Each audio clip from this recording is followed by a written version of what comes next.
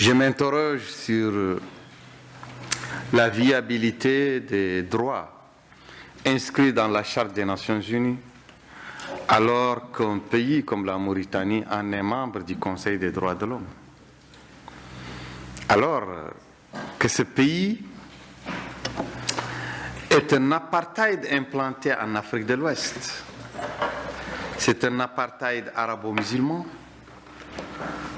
car ce sont des personnes, c'est une minorité ethnique qui a une élite militaire qui s'est accaparée du pouvoir, une aristocratie militaire depuis 1978 et qui a implanté un apartheid chez nous, au cœur de l'Afrique, et qui utilise l'arabité, l'ethnicisme arabe et la religion islamique pour opprimer une majorité noire et aussi des intellectuels arabes qui sont pour la liberté et pour l'égalité. Ce régime a tenté de changer la démographie de la Mauritanie en tuant une partie des Noirs, en les chassant du pays. Donc une tentative de génocide. Ce pays institutionnalise l'esclavage jusqu'à nos jours. L'esclavage par ascendance. Il y a une partie de la population mauritanienne qui naissent esclaves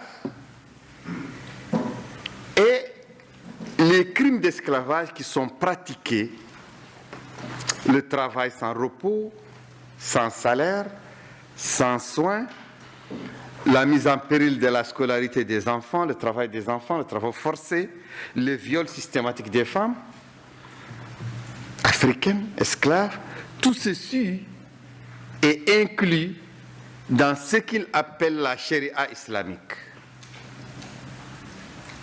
Et les personnes sont poursuivies pour apostasie, pour blasphème, et sont condamnées à mort pour ça, alors qu'en vérité, l'apostasie, le blasphème, c'est se rebeller contre les lois sociales inégalitaires, les lois d'apartheid. Le code négrier, le code noir qui a été aboli en Europe depuis 1948, c'est un code qui est vivace chez nous et qui est considéré comme une charia sacrée.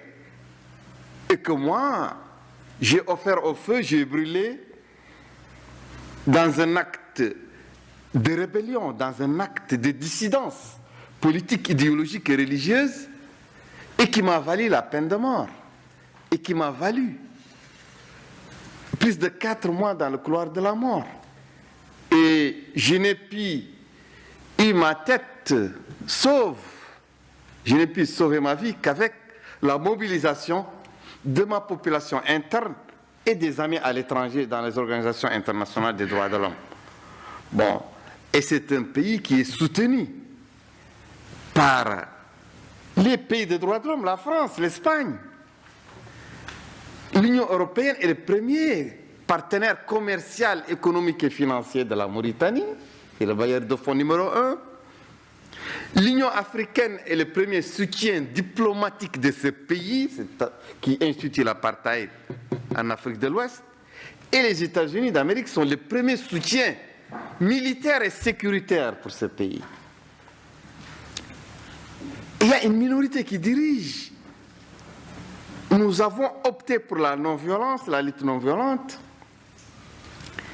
Et nous avons des partis, nos mouvements sont interdits, comme l'ANC était interdite en Afrique du Sud.